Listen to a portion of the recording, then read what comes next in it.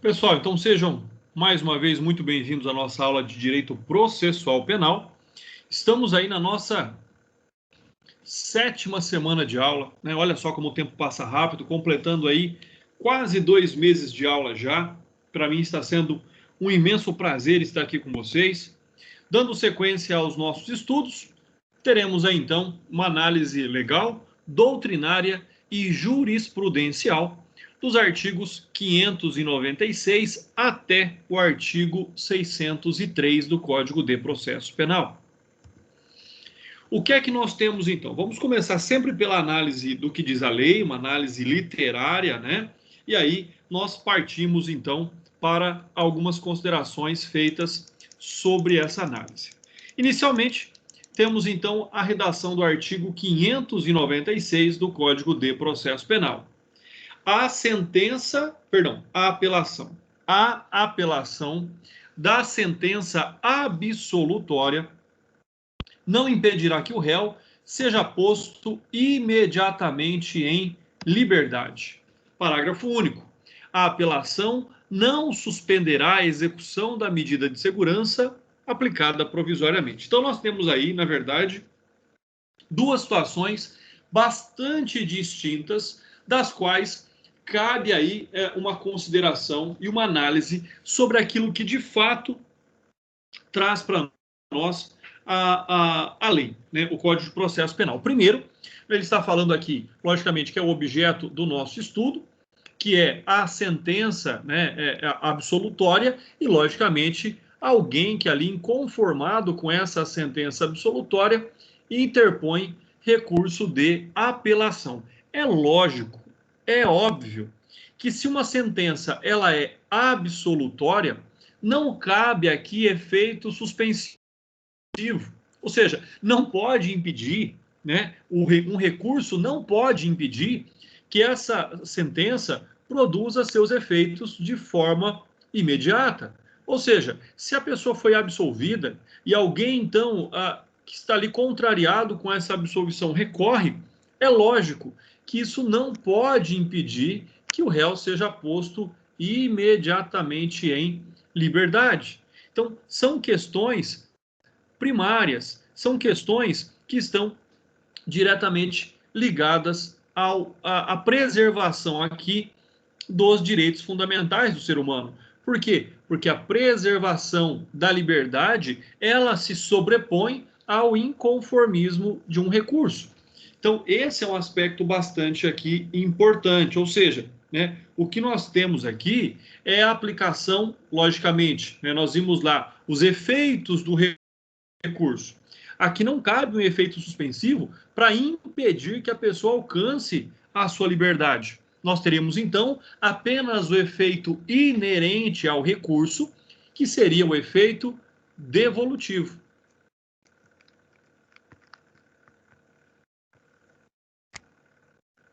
Então, somente esse recurso teria aí o efeito devolutivo. Não se aplicaria, é lógico, o efeito suspensivo desse inconformismo deste recurso.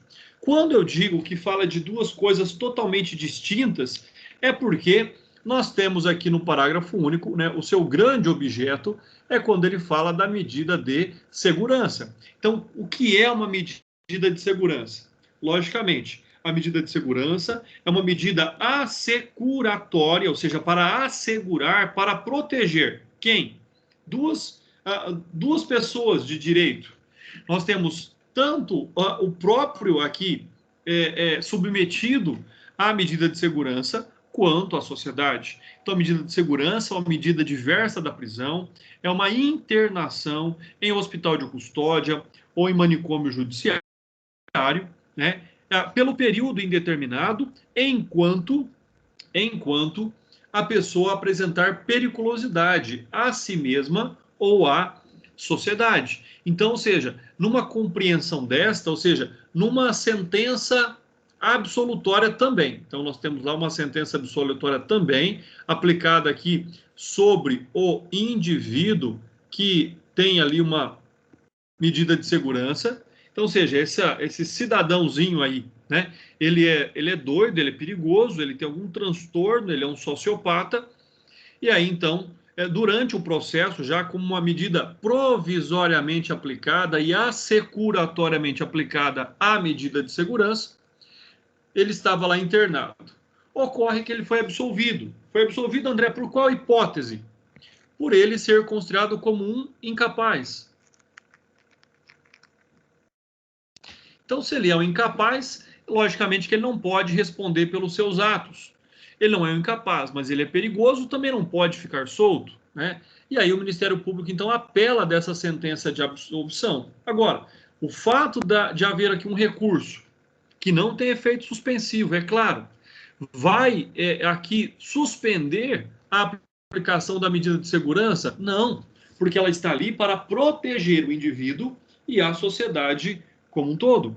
Então, são essas questões as quais nós estamos aí observando. Então, ou seja, se é uma medida de segurança, independentemente se ele foi condenado ou foi absolvido, ela continua a ser aplicada, né? André, me dá um exemplo para eu poder lembrar de um caso famoso como esse. O exemplo, que talvez seja o exemplo mais atual aí, de maior relevância, que é o do Adélio Bispo. Por mais que ele tenha sido absolvido da facada que ele deu no presidente Bolsonaro, ele está lá internado cumprindo medida de segurança, ou seja, está sob a tutela do Estado em razão da periculosidade que ele apresenta. Então, são essas características. Não quer dizer que ele foi absolvido, ele será posto imediatamente em liberdade. Um outro aspecto sobre a medida de segurança, diferentemente da pena, é que nessa situação, a medida de segurança ela é sempre por tempo indeterminado, né? Ah, André, mas então ela é perpétua? Não, ela é enquanto durar a incapacidade, ela é enquanto durar ali a incompreensão que essa pessoa tem do convívio social, enquanto ele estiver impedido de conviver no meio social, podendo ofender a integridade física ou moral de alguém, né? Logicamente, ele deverá ali cumprir uma medida de segurança. Então, essa é a grande distinção, essa é a grande diferença e, logicamente, esse é o grande objetivo do artigo 596. Primeiro, não inibir aqui, né, o direito fundamental do indivíduo à liberdade em razão de uma sentença absolutória, ou seja, o primeiro convencimento daquele que primeiro analisou o caso já é pela ausência de provas ou pela certeza de que não houve a prática do crime ou de que essa pessoa não tem, em tese, concorrido para o crime. Então, são algumas situações aí bastante importantes quanto a isso. Bom, uma outra situação aqui que nós temos que compreender é que, nas duas hipóteses, houve-se uma sentença absolutória, ou seja, esse convencimento. E nas duas condições também, houve a presença do inconformismo do recurso de apelação. E nós sabemos que o recurso de apelação cabe contra sentença que julga o mérito, sentenças terminativas de mérito. Vamos lá para a sequência. Efeito meramente devolutivo da sentença absolutória. É lógico, né? Se fosse da sentença condenatória, em tese, seria até possível nós analisarmos ali também a existência do efeito suspensivo.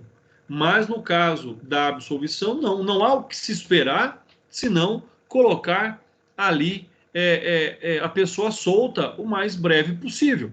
Então, é importante aí que nós possamos compreender que, havendo uma decisão de mérito que conclua pela absolvição, seja pela ausência de provas ou por qualquer outra razão, né, é importante, é necessário, é fundamental, é indispensável que seja cessada a prisão.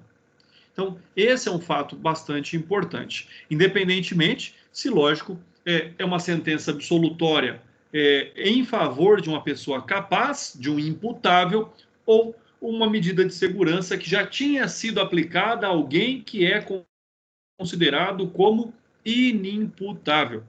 Então, ou seja, quando é essa situação, ou seja, será que é possível aí, e aí diz aqui o nosso segundo tópico, a interposição de medida de mandado de segurança para dar efeito suspensivo à apelação do Ministério Público? Né? Lógico que não é, é inadmissível, porque não existe direito líquido e certo de um recurso contra uma sentença. Não há essa certeza, não há nada que possa ali tirar do réu, naquele instante, naquele momento, o direito de ser posto em liberdade, já que nós estamos falando da sentença, da decisão de um magistrado, né, de acordo com o seu livre convencimento, motivado nas provas dos autos, ou seja, do processo, aquela prova produzida sobre o manto do contraditório, aquela prova produzida ali por todos os meios de direito ali admissíveis, ou seja, né, manto do contraditório, alicerçada pela ampla defesa. Então, são algumas questões bastante importantes aí daquilo que nós estamos já acostumados. O réu é inocente, ele foi considerado inocente. Então, esse é um fato bastante importante. E não existe possibilidade jurídica para um inocente continuar na prisão. Né? Então, esse é um outro aspecto muito relevante quanto a esse fato. Medida de segurança provisória. Então, o que nós temos? Nós não temos mais, essa é a grande questão.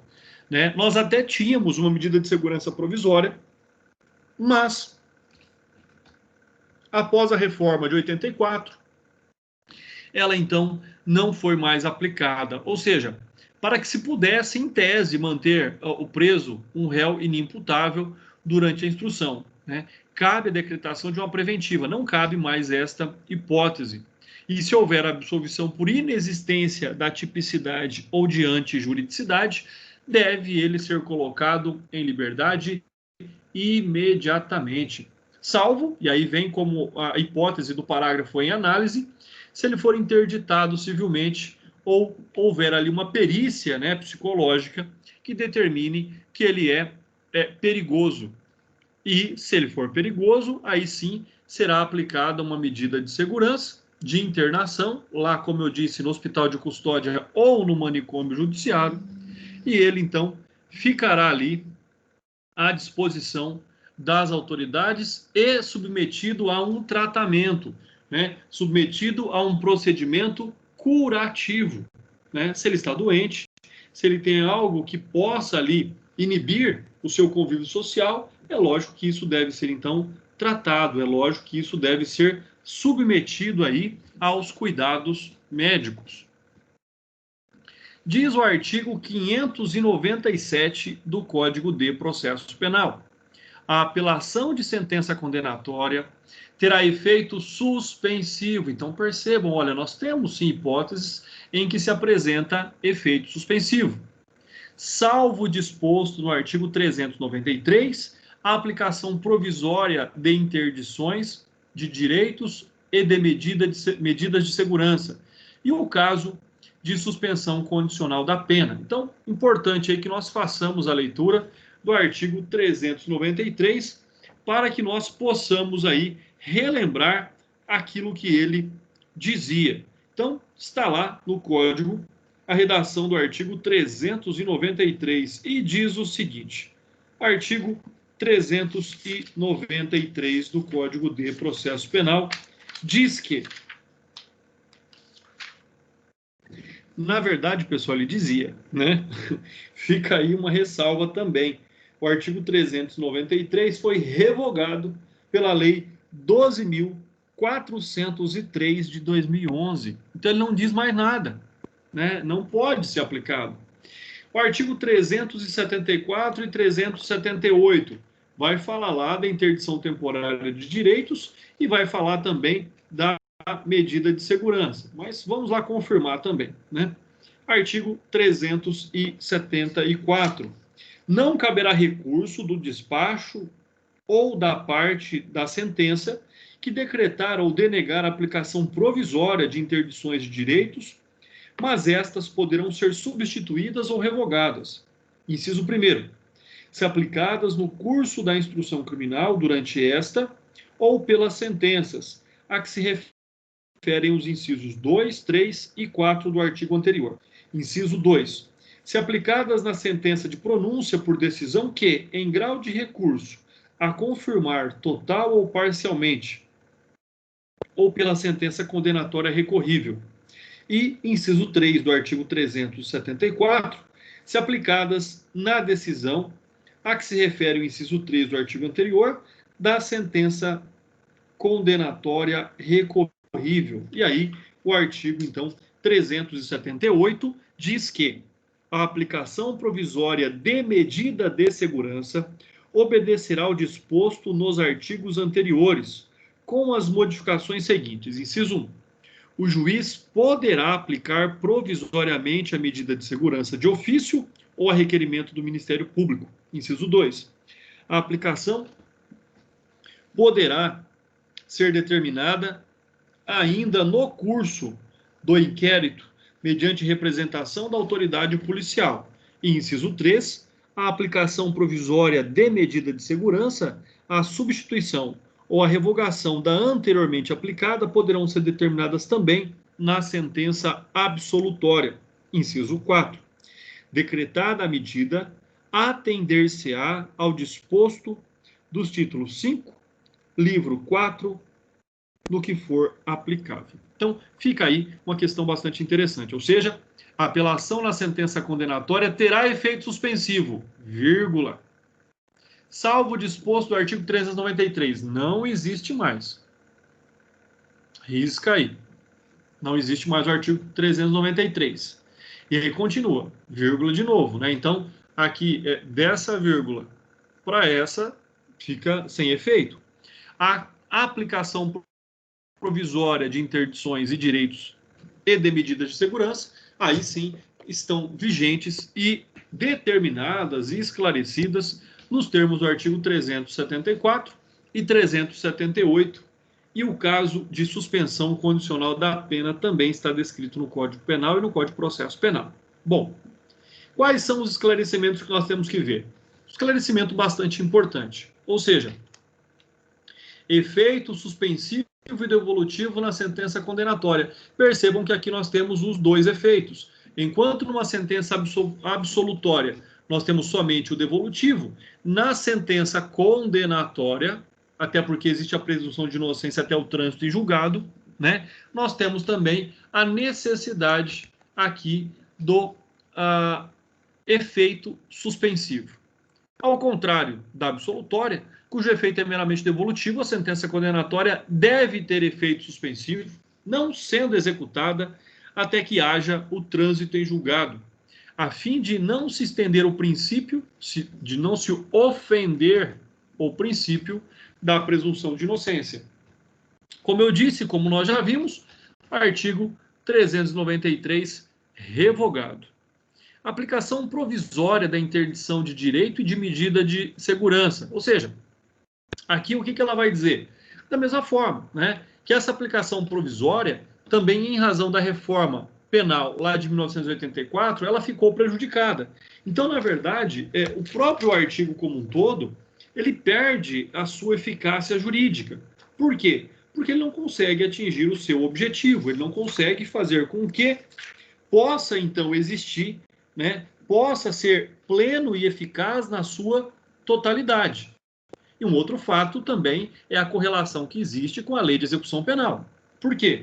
Suspensão condicional da pena. Também nesta parte, o dispositivo está revogado, porque impõe ali a realização da audiência admonitória após o trânsito em julgado da sentença condenatória, nos termos lá do artigo 160 da lei de execução penal. Então percebam que, em razão de outras modificações, em razão de outras alterações, sejam de leis esparsas e específicas a determinados temas, ou com relação ao próprio Código de Processo Penal, nós temos aí, né, a chamada revogação tácita do artigo 597. Efeito suspensivo na sentença condenatória e execução provisória de pena. O que nós temos com relação a isso? É possível executar provisoriamente a pena? Claro que é possível, mas também ali ela prescinde de alguns requisitos, né? Quais são os requisitos imprescindíveis para que nós possamos ter uma execução provisória da pena. Ou seja, antes do trânsito em julgado total, talvez, o que nós temos que ter aqui, na verdade, é que, por se tratar de um benefício e uma necessidade imposta pela excessiva lentidão dos recursos, que podem levar anos para a sua apreciação, razão pela qual o réu terminaria a pena no regime fechado, ou seja, ele não teria oportunidade, muitas vezes, de progredir de regime. Por quê? Porque, em tese, ele não estaria cumprindo a pena ainda. Então, dessa forma, admite-se que possa ele pleitear ao juiz das execuções criminais. Percebam também, quem é que já vai ser o juiz competente aqui para esse pedido? Não é o juiz sentenciante, né? Podem até ser a mesma pessoa, dependendo da situação, da comarca, da localização do réu e do processo, mas normalmente não é. Então, esse requerimento vai ao juiz das execuções penais, como, por exemplo, a progressão de regime ou a possibilidade da execução provisória da pena. Então, são situações aí que fazem com que nós devamos ter aí uma observação bastante importante, né? Ou seja, o réu não pode também ser prejudicado, logicamente, pela lentidão da nossa justiça. Ou seja, se demorar muito tempo, nós só vamos ter a detração penal do tempo que ele ficou preso antes da condenação para o tempo da execução da pena? É claro que não, né? Porque pode, nesse período de 2, 3, 4 anos, que a pessoa está aguardando o julgamento de um recurso, pode ser que ele já poderia ali ter o benefício da progressão de regime. Então, são essas situações bastante comuns aí, né, num país como o nosso, na qual atinge aí a triste marca de quase 1 milhão de pessoas encarceradas.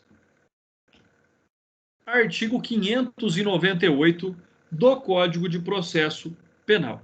E aí vem dizer: nos crimes de competência do tribunal do júri, ou seja, de um rito especial, ou do juiz singular, seja de um rito comum, se da sentença não for interposta pela ação pelo Ministério Público no prazo legal, o ofendido ou qualquer das pessoas enumeradas no artigo 31 deste Código, ainda que não se tenha habilitado como assistente, poderá interpor apelação que não terá, porém, efeito suspensivo. Então, ou seja, o que nós temos aqui? Uma outra situação. Nós temos o trânsito em julgado do recurso para o Ministério Público, porque ele não recorreu da sentença de absolvição, ou seja, ele não apelou daquela sentença de absolvição, e nós temos lá quem são, então, as pessoas que podem recorrer contra essa absolvição, mesmo não estando devidamente habilitadas no processo, que é as pessoas descritas lá no artigo 31 do Código de Processo Penal, ou seja, o CAD. André, quem é o CAD? O CAD é o cônjuge, ascendente, descendente ou irmão, no caso aqui, da vítima. Então, ou seja, se nós tivermos uma sentença absolutória, o Ministério Público não interpõe recurso de apelação no prazo legal, o ofendido, ou seja, a vítima, ou qualquer das pessoas que venham a suceder-lhe, na ordem de sucessão hereditária, na ordem de sucessão hereditária, ainda que não se tenham habilitado no processo, ou seja, ainda que essas pessoas não tenham ali no processo a habilitação para atuarem como assistentes da acusação. Assim ainda poderão fazer, né, interpondo o recurso. Então, são alguns aspectos bastante importantes aí sobre essa situação, né? E diz ainda o parágrafo único: o prazo para interposição deste recurso é de 15 dias e correrá do dia em que terminar o prazo do Ministério Público. Então, ou seja, nós temos aqui um prazo especial para o ofendido ou seus sucessores, né, por meio, logicamente, da habilitação ali no processo de um advogado como assistente da acusação, com a apresentação de uma procuração da família, da vítima ou da própria vítima, para que o advogado possa atuar como assistente da acusação, ele terá o prazo de 15 dias para interpor o recurso de apelação, aquele que, em tese, deveria ter sido interposto pelo Ministério Público. Aí você pode, logicamente, lembrar, e vai lembrar, da ação penal privada subsidiária da pública. Só que aqui não estou falando de uma ação, não é dar início, mas seria um recurso, né, interposto pelo privado, pelo particular, por meio do seu advogado, em substituição ou em complementação, né, porque aqui não teve, então é substituição mesmo, ao recurso que deveria ser apresentado pelo Ministério Público. Então, compreendam bem, tendo uma sentença de absolvição, o Ministério Público não recorre, a vítima ou seus sucessores podem recorrer 15 dias, né, contados lá do término do prazo do Ministério Público, então conta-se os 15 dias dali, e aí podem apresentar um recurso, por exemplo, de apelação contra uma sentença absolutória. Qual é o grande detalhe disso tudo? Sem efeito suspensivo. Nós vimos aqui, olha só, nós vimos no artigo anterior que ele tinha efeito suspensivo. Eu disse isso para vocês, olha só, terá efeito suspensivo. Por mais que seja um artigo meio ali já capenga, né? Não está funcionando direito. Mas aqui, a primeira parte aqui, ele funciona bem. Ele tá, aqui ainda tem vigência. A apelação de sentença condenatória terá efeito suspensivo. Isso daí está valendo. O resto não, mas a primeira linha do artigo 597 ainda produz eficácia jurídica. E aí, então, vem o artigo 598 e diz, olha, mas se quem interpor esse recurso for ofendido ou seus sucessores hereditários, o prazo passa a ser de 15 dias e não terá efeito suspensivo. Aí você vai perguntar, André, qual é o prazo da apelação mesmo? O prazo é 5 dias, ou são 5 dias, para interposição do recurso, mas mais 8 dias para apresentação das razões recursais. Então, no caso aqui, são 15 dias corridos para que seja interposto o recurso. Apelação do Ministério Público, então, né? Ou seja, quem é que apela nos crimes de ação pública? O Ministério Público. Seja ação pública incondicionada, seja ação pública condicionada à representação. Então, esse é um aspecto bastante importante, né? Ou seja, nessa situação, seja tanto no juiz singular quanto no tribunal do júri, aí fica a pergunta, André, quando é que cabe um recurso de apelação nas hipóteses do tribunal do júri? Cabe recurso de apelação da sentença de pronúncia? É claro que não, né? Nós vimos que não cabe. Cabe recurso de apelação de absolvição sumária? Então, ou seja, nós temos todas aquelas hipóteses que nós já analisamos. Um outro aspecto importante. Então, aqui, em tese, nós estamos pensando nessa sentença absolutória quando nós tivermos lá uma absolvição sumária ou quando nós tivermos uma absolvição em plenário do júri. Então, nessas duas hipóteses, cabe recurso de apelação pelo Ministério Público. Não interposto por ele, automaticamente poderão lá o ofendido ou os seus sucessores, no prazo de 15 dias, por meio do seu advogado, né, ali atuando como o assistente de acusação e interpor o recurso. André, mas não tinha assistente de acusação até aquele momento. Não tem problema, então, entrar lá na hora do recurso só? Não tem problema, está autorizado por lei a agir dessa forma.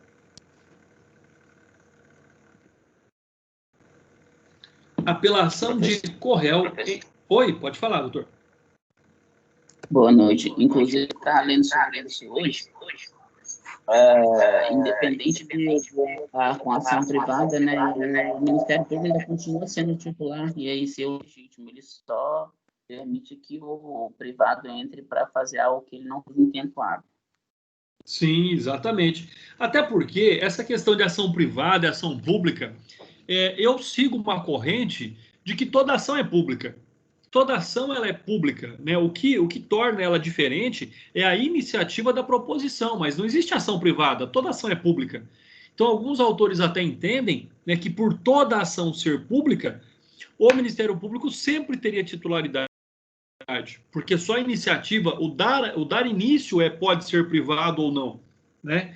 E nessa hipótese, por ser um direito indisponível, já que ela é pública, seja ela condicionada e se for incondicionada, e se for condicionada, houve uma representação do ofendido para que houvesse o processo, então, por ser um direito indisponível, é que se admite que, na ausência do Ministério Público, possa o ofendido ou seus sucessores, ou seja, até mesmo após a morte do ofendido, por meio desta habilitação, ou seja, por meio de um advogado, interpor, então, recurso de apelação. Então, existem várias correntes doutrinárias dentro que justificam essa participação do privado, do titular do direito, de forma mais intensa na ação pública.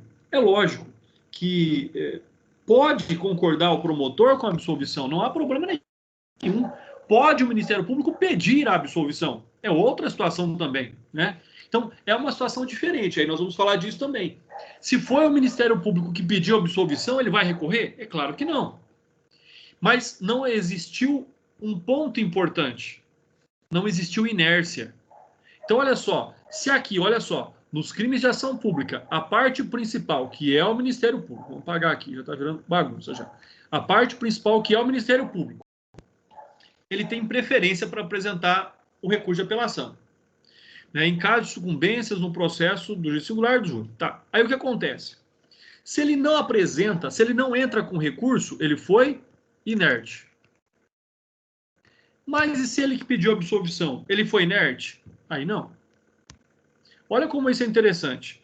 Se o Ministério Público pede a absolvição e o juiz dá, existem posicionamentos doutrinários e jurisprudencial diz que aqui aí não poderia a parte interpor o recurso, porque o Ministério Público não foi inerte, não se omitiu.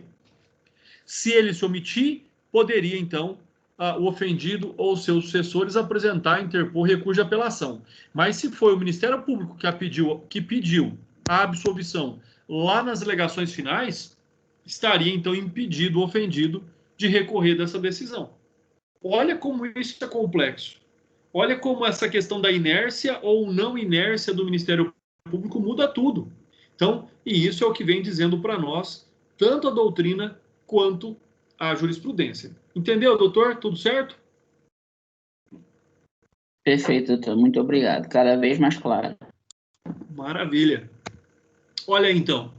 Apelação de corréu em lugar do Ministério Público. É lógico que não pode. Ele é corréu, ele está ali também na condição de condenado, de culpado. Ele não tem interesse. Ele não substitui processualmente o seu colega criminoso, né? Então, seja, nesta hipótese, conforme diz lá o artigo 270 do Código de Processo Penal, corre aí e abre seu artigo 270. Diz assim: o corréu, no mesmo processo, não poderá intervir como assistente do Ministério Público. Olha que absurdo, né? Se nós admitíssemos um réu atuar como assistente do Ministério Público. O que significa isso tudo? É tão absurdo imaginar uma situação dessa, mas é importante, né? Em tese, até pode haver interesse, pois há infrações, como lesão corporal, recíproca e tanto faz, em que dois indivíduos figurem ao mesmo tempo na ação penal como autor e vítima, réus e vítimas. Assim, a absolvição de um poderia levar o outro a desejar recorrer contra a decisão, o que conflita com a sua posição de parte na relação processual. Ele é parte interessada, por isso que ele não pode recorrer para pedir a condenação do outro, né? Agora, existem exceções, pessoal? No direito sempre tem. Exceção será feita caso um dos dois já tenha sido absolvido definitivamente ou excluído da ação penal. Então, seja, se ele já foi julgado, com trânsito em julgado, ou se ele foi excluído da ação penal, ele não é parte. Se ele não é parte, se ele for, ele não é parte processual, ele pode ser parte interessada. Se ele for parte interessada, mas não for parte no processo naquele momento, né, aí sim ele perde a posição de réu e passa a figurar somente como vítima. E aí isso autoriza ele, então, a recorrer se o Ministério Público não fizer. Se o Ministério Público não fizer. Então, essa é uma questão também bastante importante. Até pode um corréu recorrer pedindo ali a condenação do outro. Até pode.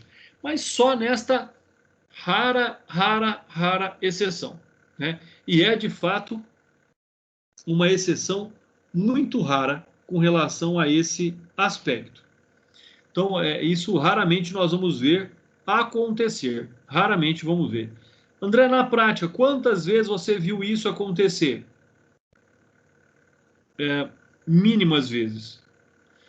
Dá para contar nos dedos quantas vezes eu vi um réu recorrer pedindo a condenação do outro. Porque normalmente eles estão todos na mesma situação, né? E raramente você vai ver eles em situações opostas. No mesmo processo, as pessoas são réus e autores ao mesmo tempo. Então, essa é uma outra situação também muito rara de acontecer. Amplitude da apelação do ofendido. O que significa isso?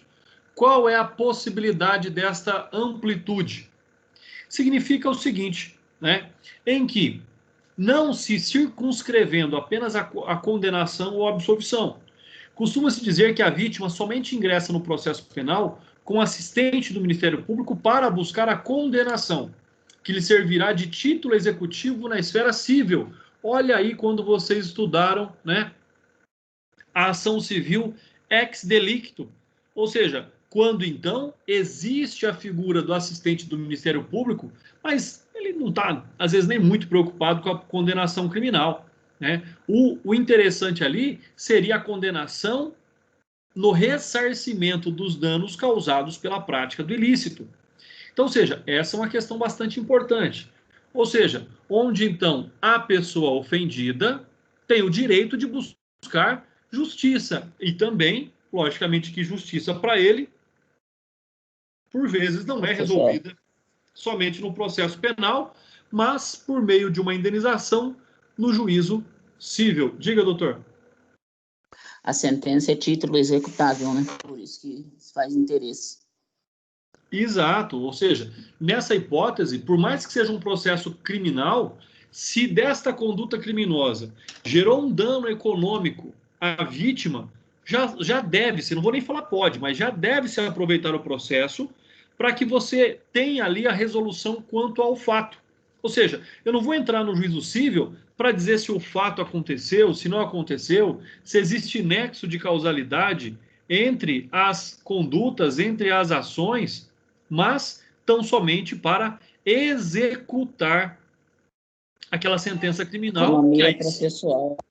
Exatamente, é uma economia muito grande. E imagina, doutor, numa situação como essa, é um fato muito importante. Eu só fico com medo quando nós vemos isso lá no começo do Código de Processo Penal, quando a gente estuda a ação civil ex delicto, que lá diz que o juiz pode suspender a ação civil até o final do processo crime. E na prática eu não vejo isso acontecer. A pessoa está respondendo um processo crime, automaticamente a vítima entra com um processo civil de indenização ou seus descendentes, a condenação civil sai primeiro, antes da condenação criminal. E aí? Isso é um problema. E se ele for absolvido porque ele não praticou ilícito nenhum? Mas aí você já está em fase de execução civil. Então, esse é um grande problema. Penso eu que todo o processo civil derivado na busca de uma indenização pela prática de um ilícito deveria aguardar uma sentença, fosse ela condenatória ou fosse ela absolutória. Porque se não aguardar uma sentença, logicamente nós corremos um risco muito grande de cometer uma injustiça. Imagina, você bloqueia os bens da pessoa, né? Você penhora os bens, expropria os bens daquela pessoa e aí depois ela é absolvida por não ter praticado nenhuma conduta ilícita. Então isso gera um problema. Então esse título executivo civil, eu até concordo, eu acho ele perfeito, desde que ele seja executado após o trânsito em julgado do processo crime.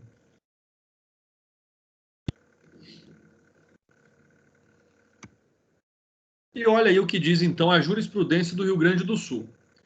Conhece-se do apelo da assistência, presente a hipótese prevista no artigo 598 do Código de Processo Penal, haja vista a ausência de recurso por parte do Ministério Público no âmbito da ação pública incondicionada, observada que foi o prazo estabelecido no seu parágrafo único. Então, aí, perfeito, a pessoa pode, sim, entrar com o recurso contra uma sentença absolutória na inércia do Ministério Público. Pessoal, lembrei de um fato agora e cabe a mim aqui cumprimentar todos vocês do estado de Minas, né, que conquistaram aí o Tribunal Regional Federal, né, da 6ª região. Então, é bastante importante essa conquista para o estado de Minas, né, que movimentava aí 40% dos processos do Tribunal Regional Federal de origem. Então, agora vocês têm o próprio Tribunal Regional Federal, e isso é um aspecto muito importante para o Estado. Vai melhorar muito as ações aí. Ministério Público e pedido de absolvição. Pode, né? O membro do poder público, o promotor de condenação, pode pedir absolvição? Pode, porque ele é o promotor de justiça.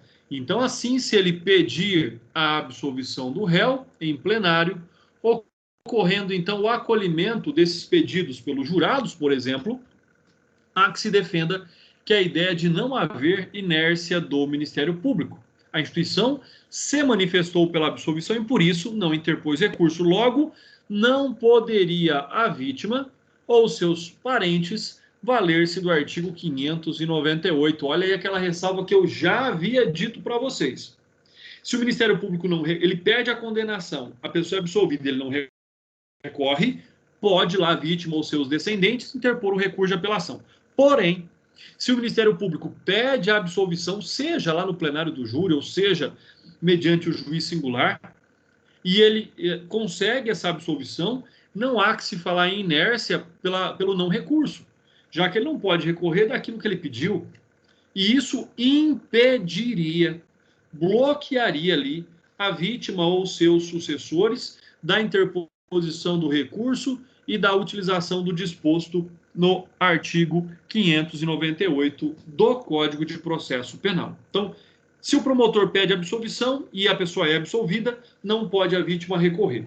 Se o promotor pede a condenação, o acusado, o denunciado é absolvido, o promotor não recorre, aí a vítima pode, lá no prazo de 15 dias, mediante o assistente da acusação, apresentar recurso. Então, é uma regra bastante simples que nós temos que compreender aí dentre os seus aspectos.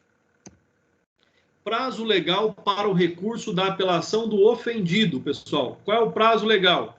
O prazo legal, nesta hipótese, olha só, se estiver habilitado nos autos, uma vez intimado, prazo normal de 5 dias. Tá? Se ele não está habilitado nos autos, se ele não figurou no processo até aquele momento, como assistente da acusação, prazo de 15 dias contados a partir de findar o prazo do Ministério Público. Terminou o quinquídio do Ministério Público, começa-se o prazo de 15 dias para a vítima, por meio do assistente de acusação, que ela vai agora juntar a procuração no processo, apresentar o recurso. E aí vem uma hipótese importante, se já houver a habilitação do assistente da acusação, prazo regular de 5 dias. Ou seja, se ele acompanhou o processo, prazo regular de 5 dias. Se não havia assistente de acusação no processo, prazo excepcional de 15 dias. Então, fica aí também esse outro aspecto prático bastante importante. Ressalva quanto à inexistência de efeito suspensivo. Bom, quando nós pensamos, então, nesta hipótese, ou seja, desta ressalva, o que nós temos que compreender? Primeiro, busca-se ali um pressuposto. Qual o pressuposto? Recurso apresentado pela vítima. Ou seja, recurso apresentado pela vítima contra uma decisão absolutória não cabe efeito suspensivo. O direito fundamental de ir e vir da liberdade do indivíduo, reconhecido esse direito pelo magistrado, não pode ser inibido, não pode ser limitado por um recurso da vítima, por um recurso que nem é do titular da ação penal, que seria o Ministério Público, né? O Ministério Público já não tem efeito suspensivo contra a sentença absolutória. Quanto mais teria, então, a vítima este efeito. Prazo especial, já vimos aí que o prazo é de 15 dias, né? Diz aí a jurisprudência do STJ, o termo inicial para o assistente não habilitado, pessoal. Né? Esse não aqui faz você errar na prova, faz você não passar na UAB, fica atento. Se for assistente habilitado, é de 5 dias. Se for assistente não habilitado, 15 dias. Então, fiquem atentos aí, né? Se for assistente não habilitado, 15 dias. Após, e é importante, quando é que começa a contar o prazo? Findado o prazo para o Ministério Público, de modo que, não interposto o recurso neste interim, deve ser mantido o não conhecimento do apelo, conforme diz aí para nós a súmula 448 do STF e também o próprio artigo 598, parágrafo único do Código de Processo Penal. Então, fiquem muito, mas muito atentos a esses detalhes, seja aí para concurso público, seja para a OAB e, logicamente, seja para a minha prova. Né? Não se percam nos detalhes. Se ele está habilitado, se ele não está habilitado. Estando habilitado, prazo de 5 dias para a petição de interposição. Abre-se mais 8 dias para a apresentação das razões. André, eu quero apresentar as razões junto com a petição de interposição. Pode? É claro que pode. Quem pode o mais, pode o menos.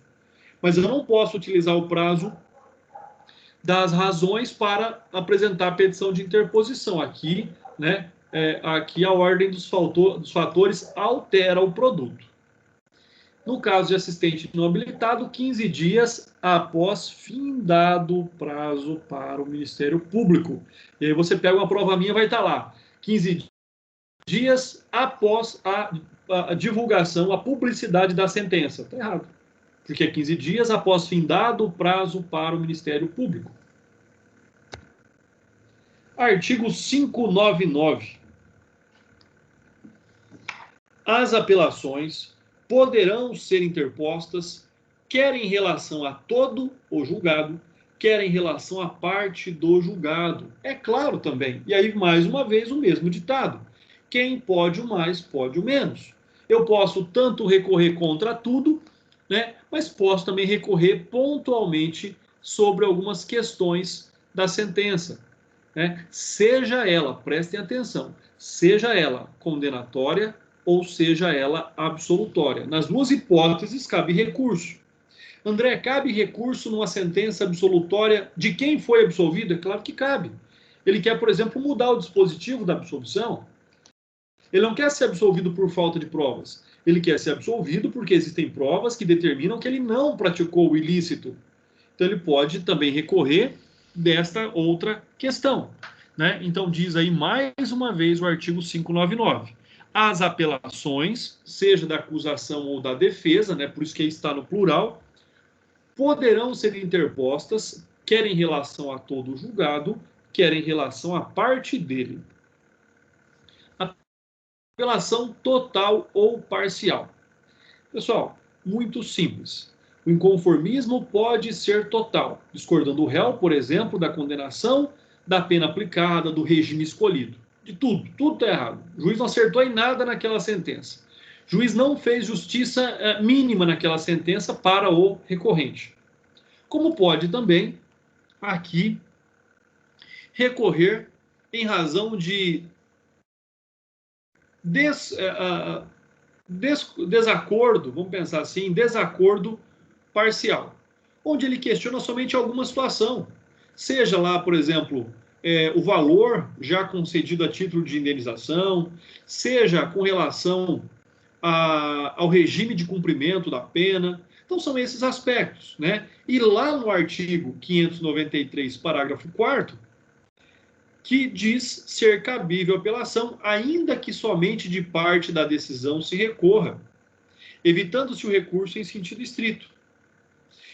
O exemplo dado, né, anteriormente foi o da negativa de concessão de sursis, por exemplo, quando tal acontece na sentença condenatória. Assim, o réu, pretendendo questionar somente a parte da sentença, deve interpor, logicamente, recurso de apelação e não recurso em sentido estrito. Por que não cabe recurso em sentido estrito? Porque a sentença não porque é uma sentença terminativa, porque não é uma sentença interlocutória, não é uma sentença que não decidiu o mérito. Pelo contrário, ela decidiu, por isso que cabe aqui recurso de apelação. Pessoal, artigo 600, talvez seja o artigo mais importante dessa noite. Diz aí o artigo 600. Assinado o termo de apelação, o apelante e depois dele o apelado terão um prazo de 8 dias cada um para oferecer razões, salvo nos processos de contravenção, em que o prazo será de 3 dias. Então, olha só, o que ele está dizendo para nós? Nós já vimos o prazo da interposição do recurso, 5 dias. Então, o que acontece? Assinado o termo de apelação. O que é o termo de apelação?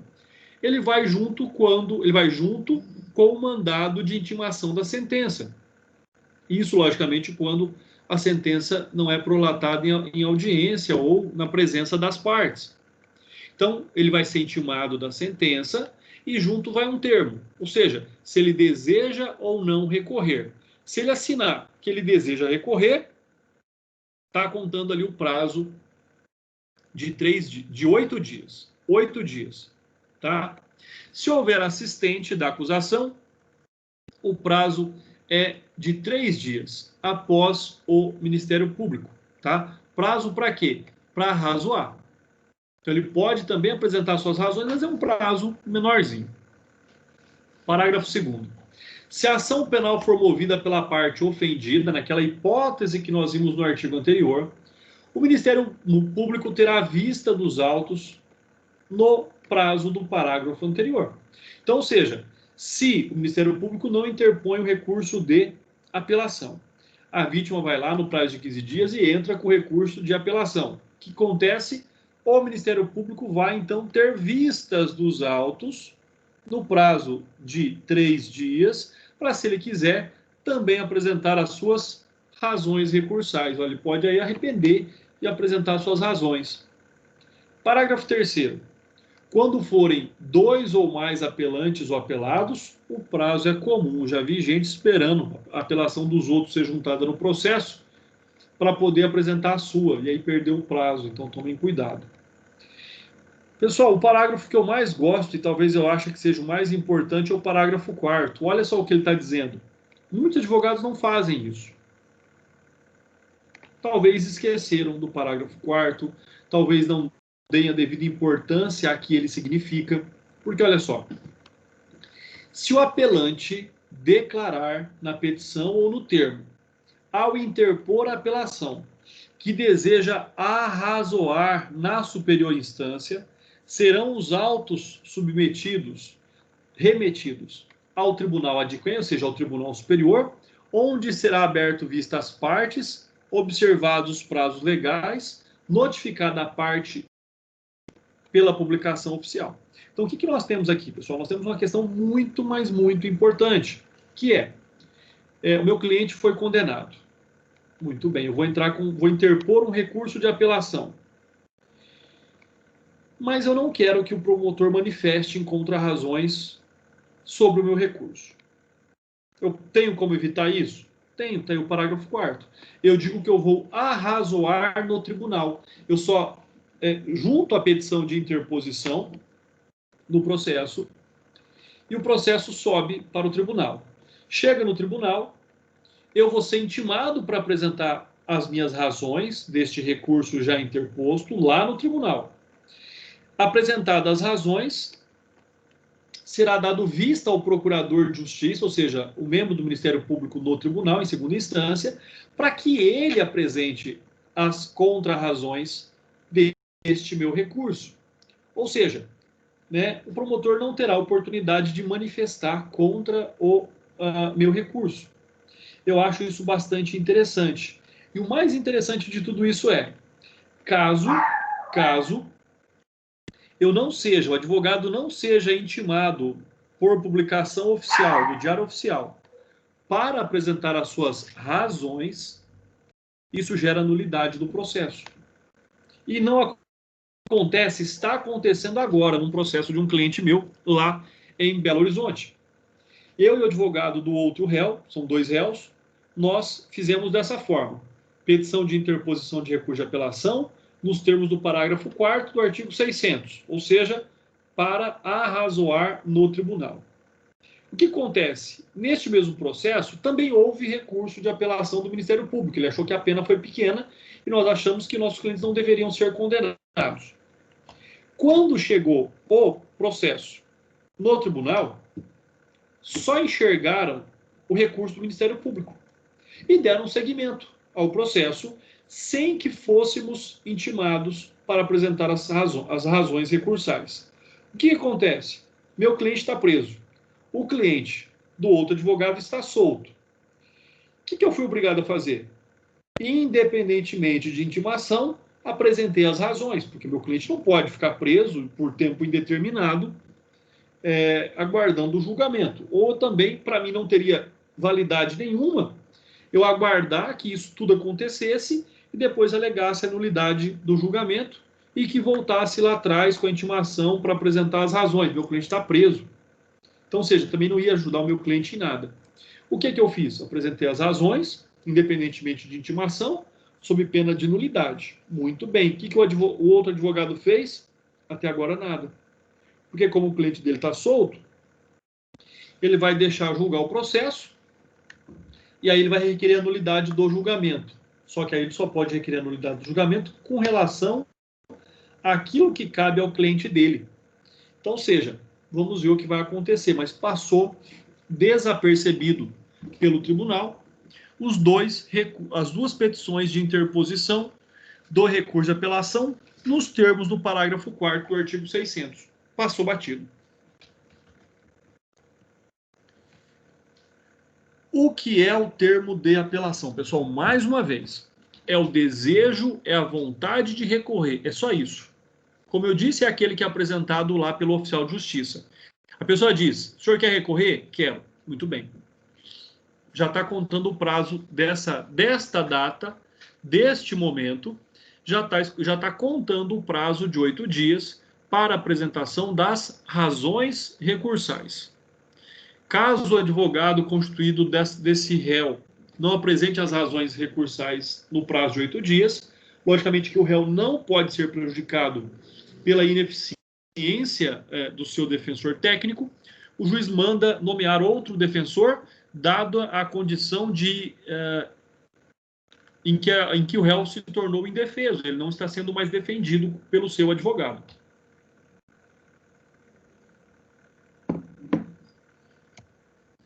Qual é o procedimento, então? Após a intimação ou ciência da sentença, a parte contrariada possui prazo de 5 dias para a petição de interposição. Deve apresentar inicialmente a petição de interposição da apelação sem razões. André, quero apresentar as razões juntos. Pode? Pode. Recebida esta, abre-se um novo prazo, agora de 8 dias, onde serão oferecidas as razões. Então, tem todos esses aspectos. Sempre que alguém oferece as razões, o que vai acontecer? A parte contrária é intimada para oferecer as contra-razões. E aí sim, você tem um recurso. Eu não quero apresentar contra-razões. Isso impede que o recurso vá para o tribunal? Não, não sou obrigado a apresentar contra-razões. Tá? Então, essa é uma outra situação também. Petição de interposição, 5 dias. Abre-se o prazo de 8 dias para as razões recursais e a parte é intimada para apresentar as contra-razões também em 8 dias. Tá? Então, são essas questões. Importante dizer ainda que 5 dias é um prazo fatal. Não interpôs o recurso nesse prazo, perdeu. Mas o prazo de 8 dias para as razões pode até ser ultrapassado. Até porque o recurso pode subir sem razões. A petição ou termo de apelação é dirigida ao juiz prolator da decisão impugnada, para que haja o recebimento do recurso. E aí, prestem atenção, as razões, elas são dirigidas, elas são encaminhadas ao tribunal, pessoal. Então, fiquem atentos com relação à técnica aí na hora da redação, da escrita do recurso. A petição de interposição encaminhada, dirigida, né, ao juiz prolator da decisão. Já as razões recursais são dirigidas, né, ao Tribunal Superior. Então, fiquem atentos a essa técnica jurídica, tá? Isso quem diz é o Código. Arrazoado do assistente de acusação, ou seja, havendo recurso, ele pode apresentar também as suas razões. Havendo recurso por parte do Ministério Público, ele também pode apresentar as suas razões, tá? Ou contra-razões, quando o recurso for da parte contrária. No caso de ação penal privada, logicamente que nós sabemos que isso muda tudo, né? Em qualquer hipótese da ação movida pelo ofendido, deve o Ministério Público manifestar em 3 dias, após a juntada das razões apresentadas pelo querelante. E aí, como disse muito bem o nosso doutor agora há pouco, o Ministério Público sempre atua como fiscal da lei, né? Então, mesmo sendo ação penal privada, deve ser o Ministério Público intimado a manifestar. Ele é obrigado a manifestar? É claro que não. Mas ele deve ser intimado a manifestar, né? E nessa hipótese também se aplica a vítima ter apelo nos termos do artigo 598, ou seja, também pode a vítima ali, caso o Ministério Público se mantenha inerte, apresentar o seu recurso de apelação, né? Quando, apesar de não habilitada, não concorda com a absolvição do réu, vamos lá, 15 dias após o prazo do Ministério Público para apresentar razões. Então, fique aí também o fato importante. Professor. Oi. Boa noite, tudo bem com o senhor? Boa noite, tudo jóia. O caso de a gente apresentar a interposição antes das razões é para garantir o prazo, no caso? É para demonstrar ao juízo o inconformismo com a sentença, é só isso. Falou, doutor, não concordei e vou recorrer, ponto. Para quê? Porque se isso não for rápido, nesse prazo de 5 dias, nós temos o trânsito julgado para a parte, entendeu? Então, essa petição de interposição é a manifestação de contrariedade com a decisão. E, às vezes, ele precisa de mais tempo para formular suas razões. Por isso que ele tem mais 8 dias. Né? Agora, se em 5 dias você já quiser apresentar tudo, é o velho ditado. Quem pode o mais, pode o menos. Se você já quiser apresentar a interposição com razões, pode. Lembrando que a interposição ela é dirigida, né? Excelentíssimo senhor doutor, juiz de direito da primeira vara da comarca, da primeira vara criminal da comarca de Turama. Ponto. Essa é a petição de interposição. Então, esse é o cabeçalho da peça. Já as razões, ela vai ao presidente do Tribunal de Justiça do Estado de Minas Gerais, por exemplo. Então, você tem que dirigir às pessoas competentes ali essa situação. E, de fato, né, já é uma questão preclusiva. Se não recorre, não pode recorrer depois. Ah, sim. E eu fico imaginando assim, pode ser feita no momento lá que já recebeu a decisão, né? Pode ser feita a termo. Isso significa Sim. que durante aquele momento o escrevente vai estar fazendo essa peça de interposição ou o advogado vai ter que se retirar em alguma sala e depois apresentar? Não, Dora, isso é muito simples. Vamos supor que tem uma audiência de instrução, né? E o juiz dá a sentença em audiência. Ou seja, se a sentença ela é lida em audiência, ela já se tornou pública e conhecida pelas partes envolvidas. Aí o que acontece? O juiz pergunta ao advogado e ao promotor: doutor promotor, o senhor vai recorrer? Excelência, eu vou recorrer. Aí, ó, consta aí no termo que o promotor manifestou o desejo do recurso. Senhor advogado defensor, o senhor vai recorrer? Excelência, eu vou recorrer. Então, consta do termo já que eles estão saindo intimados da decisão e manifestaram o desejo de recurso. Ou seja, saiu dali, tem os 8 dias para apresentação das razões. Já vi casos também em que o advogado disse, doutor, vou recorrer e o senhor abra o termo para mim que eu já vou apresentar as razões agora, verbal, oral. Pode também, não tem problema nenhum. Seja gravado, seja em mídia, seja digitado pelo escrevente de sala do magistrado, pode também apresentar já na hora ali as razões da apelação. Ah, sim, beleza. Muito obrigada, professor. De nada. Obrigado pela pergunta. Excelente pergunta essa. Inviabilidade do prazo comum. Nós falamos lá que, embora sejam ali vários apelantes ou apelados, todos têm o mesmo prazo para manifestar. Né? Por que que isso acontece? Porque existe a necessidade, então, de se agilizar o trâmite do processo. Você imagina um processo com muitos réus e se você der um prazo sucessivo, né? Você imagina ali, sei lá, 20 réus num processo, 5 dias cada um, depois mais 8 dias cada um. Então, isso pode inviabilizar a ampla defesa, ou mesmo restringindo o duplo grau de jurisdição. Agora, essa talvez seja uma corrente divergente, né?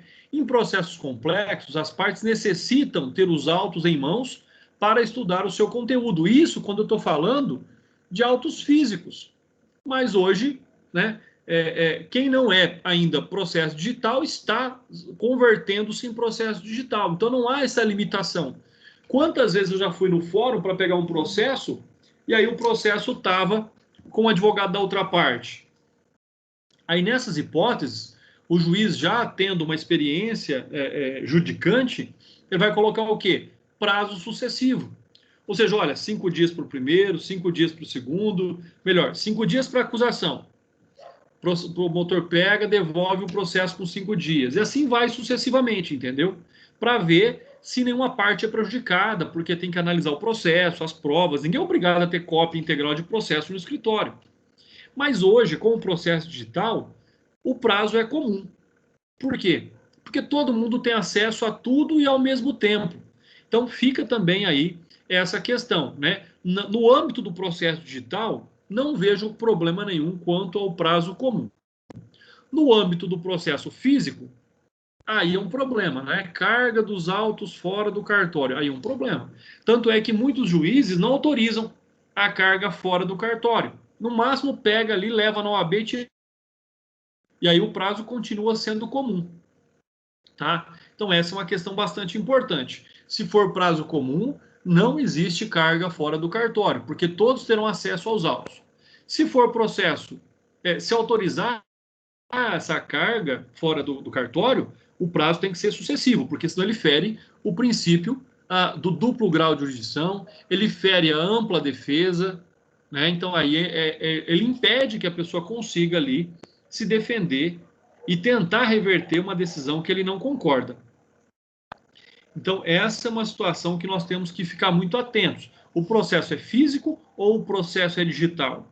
Né? Existe autorização de carga fora do cartório ou não? Então essa é uma situação que nós temos sempre que observar para que nós não incorramos aí em erro, tá? E aí o que eu digo, olha só, vai depender do quê? Do bom senso, permitindo o magistrado que os prazos sejam sucessivos. Ah, André, então pode ser prazo sucessivo? Pode, tá? Por quê? Porque esse não é um prazo legal, mas ele não diz lá como é que ele tem que ser, se ele tem que ser comum ou sucessivo. Então pode o juiz buscar ali essa compreensão.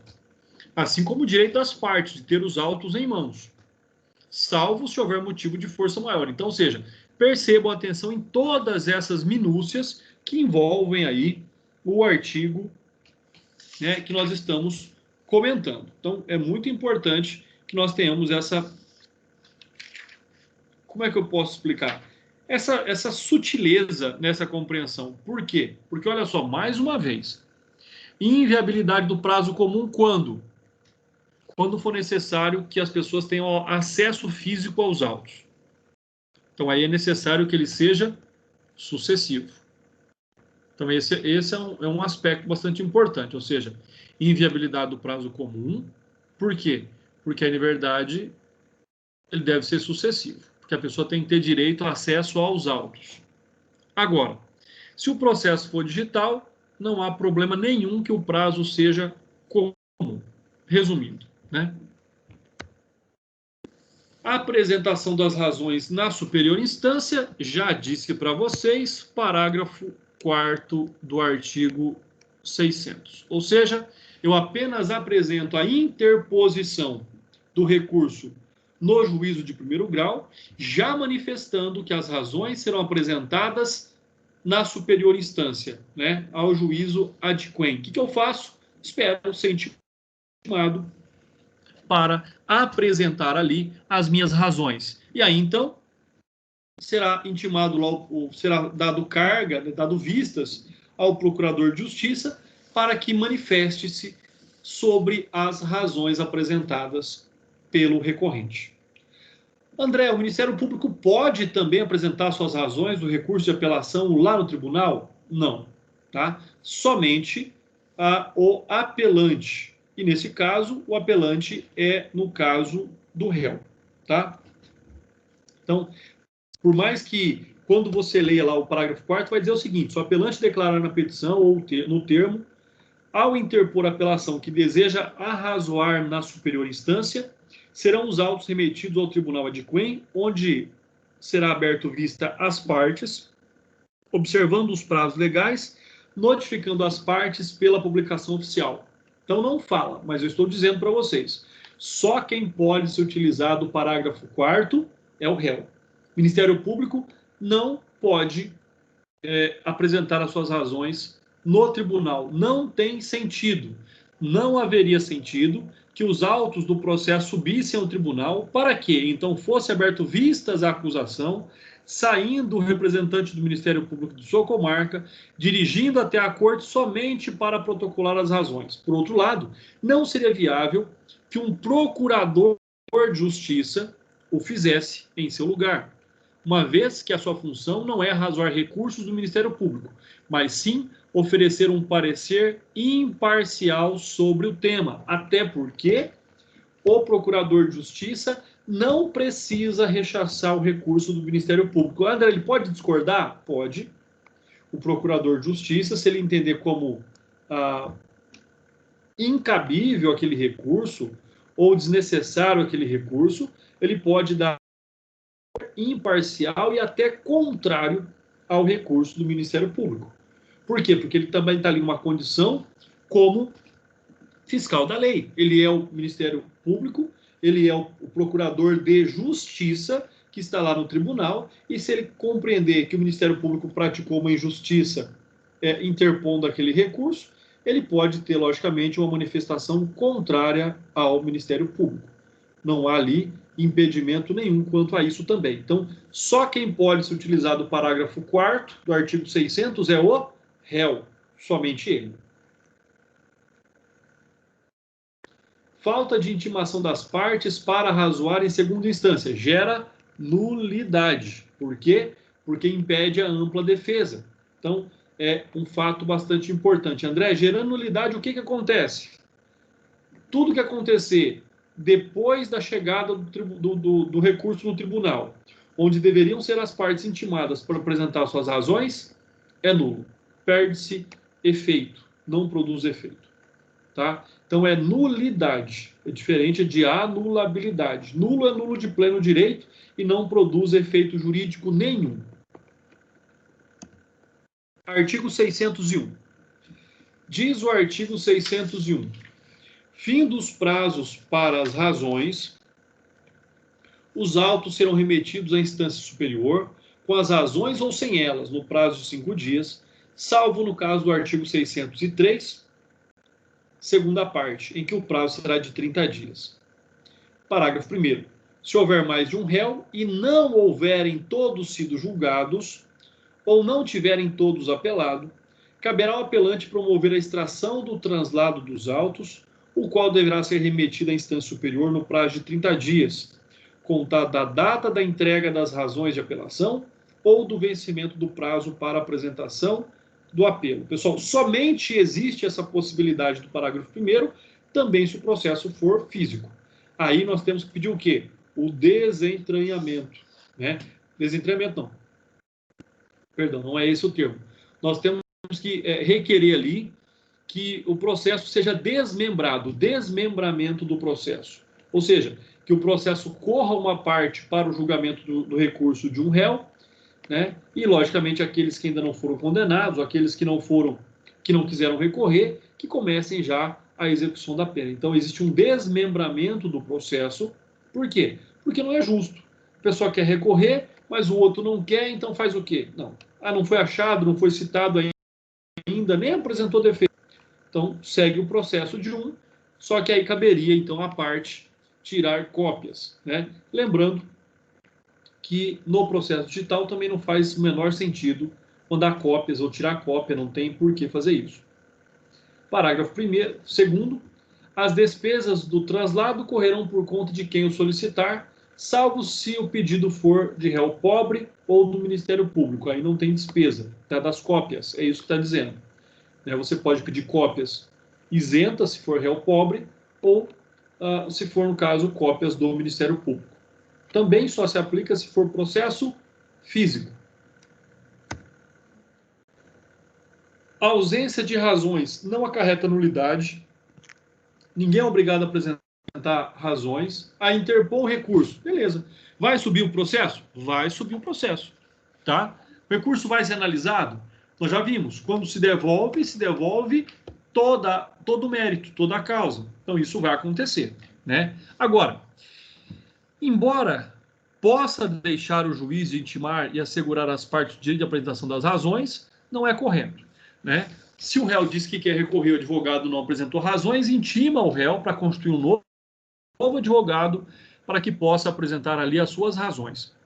Se ninguém apresentar razões, aí o processo sobe sem elas e aí devolve-se toda a matéria à reanálise do tribunal. Então, não pode, no entanto, obrigar que o advogado faça se ele declina da oportunidade concedida. Porém, cuidando-se de defensor dativo, deve o juiz nomear outro para que, assim, oferte as razões.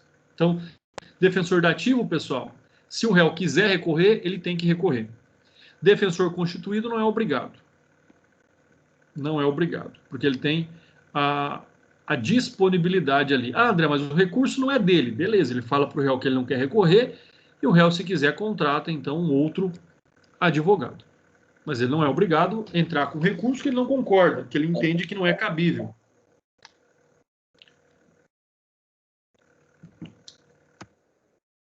Professor. Oi, doutor, pode falar. Qual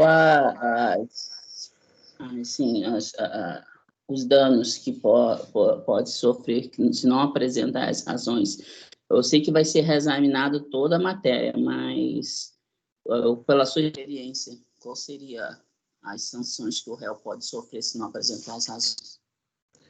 Doutor, o grande problema é tudo que é genérico demais, tudo que não tem um ponto específico de análise demonstra menos interesse, entendeu? Já demonstrou uma desídia em não apresentação das razões. Pode o tribunal chegar lá e não ver nada errado, não procurar nada errado. Por isso que é importante a apresentação das razões para que ela possa pontuar o porquê que aquela sentença deve ser reformada. Então é importante que as razões existam. E mais que isso, eu sempre digo, é importante as razões. E é mais importante que as razões a sustentação dessas razões lá no tribunal de forma oral. As sustentações orais que você faz, a sustentação oral que você faz do recurso. Entendo eu que ela é mais importante do que as razões. É obrigatória? Também não é obrigatória, mas é importante que o advogado faça. Entendeu, doutor? Entendi, doutor. É interessante essa sustentação, eu gosto muito, porque tem coisas que eu consigo explicar na oratória do que talvez na redação. Eu digo que a letra é fria, né, doutor? A letra é inerte. E quando você está falando e você defende com fervor ali, quando você se convence, você consegue convencer os outros. Quando você defende algo que você acredita, logicamente que pode mudar toda a situação ali e convencer, né, e chamar a atenção do desembargador por um ponto que talvez ele já não tivesse observado até aquele momento. Sim, doutor. Se o doutor me permite uma crítica construtiva, claro. A mesma coisa eu tenho uma grande dificuldade nessas aulas, assim, falada, sem ver a pessoa, parece que, até mesmo porque eu tenho uma técnica de decorar texto, que quanto mais eu escrevo, mais eu aprendo, eu decoro. Em que sentido? Que eu vejo o movimento das minhas mãos, meu cérebro, ele aprende o movimento das minhas mãos que eu estou escrevendo. Por exemplo, essas aulas com slide, assim, ela é muito fria, entendeu? É muito fria. Eu preferia, sabe, assim, em sala de aula, ou vendo o professor, mas é só uma crítica, assim, construtiva, entendeu? É o meu ponto de vista. Nós podemos até alternar, doutor. Uma aula a gente faz com slide, às vezes, porque às vezes eu vou falando, o aluno alguns têm necessidade de acompanhar, né? Só falando, alguns precisam visualizar o que eu estou dizendo também. Perfeito. Então, cada um com a sua necessidade, né? Mas nós podemos alternar, tá bom? E depois também, como elas ficam gravadas e à disposição de vocês podem também depois revisar. Mas, de fato, é uma crítica construtiva e vamos tentar, então, também aí juntar as duas possibilidades, né? Na próxima aula, talvez, eu deixo o slide, deixo a câmera ligada também, não tem problema nenhum, tá bom? Perfeito, doutor. Muito obrigado, viu? Desculpa a frieza. Não peça desculpa, doutor. Tá tudo certo, fique em paz. E é importante, eu preciso saber disso mesmo, porque eu quero que seja melhor para todos, tá bom? Muito obrigado. Na jurisprudência...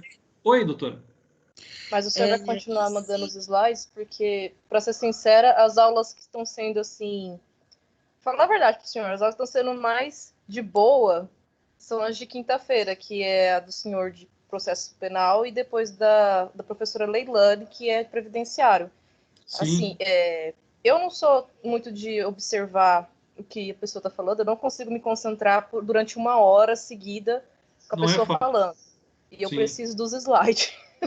Não, vamos continuar da mesma forma. Slide, aula gravada, vamos continuar fornecendo tudo que é necessário. Vocês têm o código também, porque às vezes no slide vocês podem ver que não tem tudo. Eu não pego algumas particularidades, algumas coisas, eu não pego. Eu reduzo, eu dou uma resumida também, né, na doutrina. Vocês sabem, quem está acompanhando pelo Código de Processo Penal sabe também que não estou falando de tudo, não. Não tem como falar.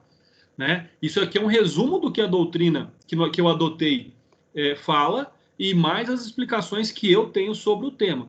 Mas vamos continuar com os slides, com aula gravada, vocês têm o código, vocês podem adotar qualquer outra doutrina que vocês quiserem, um outro autor que vocês gostem mais também, fiquem à vontade, tá bom? Tragam para as aulas nossas, olha André, você está falando isso, mas tem um autor que fala tal coisa a respeito disso, fiquem à vontade também, não tem problema nenhum. Tá? Porque existem posições divergentes daquilo que eu falo. Sempre existe uma posição divergente, seja ela majoritária, minoritária. Então, fiquem à vontade, doutora. Tudo que eu puder fornecer para vocês para ajudar, nós vamos fornecer, tá bom? Muito obrigada, professor. Imagina, eu que agradeço. Então, depois vocês leiam aí com calma a jurisprudência, não há necessidade aqui de ficar repetindo tudo aquilo que eu já disse. O translado dos autos somente quando for processo físico. Artigo 602 e 603. E aí, então, nós encerramos a nossa aula de hoje. O que diz? Os autos serão, dentro do prazo do artigo anterior, apresentados ao tribunal adquém ou entregues ao correio sob registro. Da mesma forma, pessoal. Ou ele é mandado por malote, ou vai mandar pelo correio, se ele for físico. Né? Isso aqui, em pouquíssimo tempo, não vai ter finalidade nenhuma mais.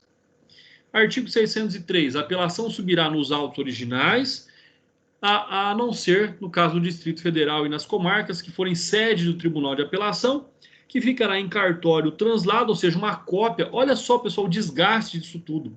Tudo cópia do processo. Imagina um processo de 10 volumes, tem que tirar cópia para mandar para o tribunal, tem que tirar cópia para ficar no cartório, enquanto os autos principais, originais, vão para o tribunal. Olha o desperdício de papel. Né? Então, isso aqui, logicamente, cada dia que passa aí tem menos aplicabilidade. Né? Onde é que está o processo? O processo está nas nuvens, não está mais em lugar nenhum. Né? O processo está no servidor. Então, existia a necessidade, enquanto os processos não forem todos digitalizados, né? Eu conversando com o meu sócio aí de Iturama hoje, o advogado, e ele falou, olha, vamos começar a ter que digitalizar os processos, já saiu o provimento. Falei, beleza, vê o dia que isso aqui aí faz carga de tudo e vamos digitalizar. Por quê? Digitalizou, acabou. não tem mais necessidade de pedir né, o processo arquivado, o desarquivamento, vai procurar esse processo, aí sumiu, queimou, pegou fogo lá, deu enchente, inundou, não precisa mais nada disso, né? Mandar cópia, tirar cópia. Então, essa manutenção da cópia do processo só ainda terá algum sentido enquanto tivermos processos físicos. E aí, então, pessoal, eu finalizo aqui a nossa aula. Estou à disposição de vocês para questionamentos, para perguntas, né?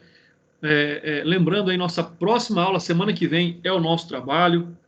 Na outra aula, nós voltamos então com conteúdo. Nós estaremos aí juntos, né? Para que nós possamos então continuar com a nossa matéria, pessoal. Qualquer dúvida, é só perguntar aí, pessoal. Estou aqui. A próxima aula, então, do senhor vai ser o trabalho, professor? Isso, doutora. A próxima aula, às 18h45, o trabalho vai estar habilitado para vocês, tá bom? Eu vou estar aqui, eu vou abrir a aula normal, 18h45 eu estou aqui, vocês. O prazo do senhor só vai ser durante a aula ou o senhor vai dar um prazo maior? Oi, doutora. O prazo do senhor vai ser um prazo maior ou só no período da aula? Doutora, o prazo será das 18h45 da quinta-feira até as 18h45 da sexta-feira. Então, vocês terão 24 horas para responder as questões. Entendi, muito obrigada. É porque tem algumas pessoas que têm certos horários que têm dificuldades para conseguir acessar. Não tem problema, já avisa todo mundo, tá bom? Para que ninguém perca aí o trabalho. Eu vejo, pessoal, fiquem atentos, tá? Ao conteúdo do Moodle lá. Eu recebo informações de que alguns alunos ainda não acessaram as nossas aulas. Eu vejo também, por exemplo, os vídeos que nós temos gravado aí à disposição das aulas, tem pouquíssimas visualizações também, tá? Então, assim, acompanhem, participem, deixem, às vezes, um comentário no vídeo lá no YouTube, coloca dúvida lá, não tem problema, ou no Moodle, pessoal, onde vocês quiserem, tá bom? Não precisam esperar as aulas para tirar as dúvidas.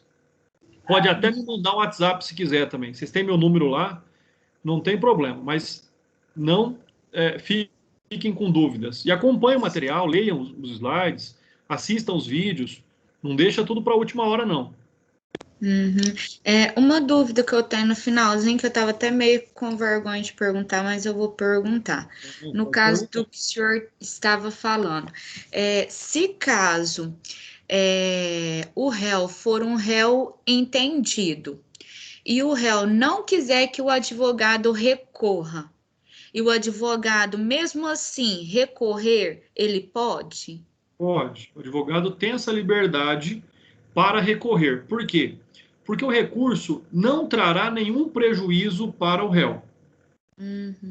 Tá? Então, o advogado, mesmo contrário à vontade do réu, pode recorrer. Não é comum que isso aconteça, mas o advogado pode recorrer.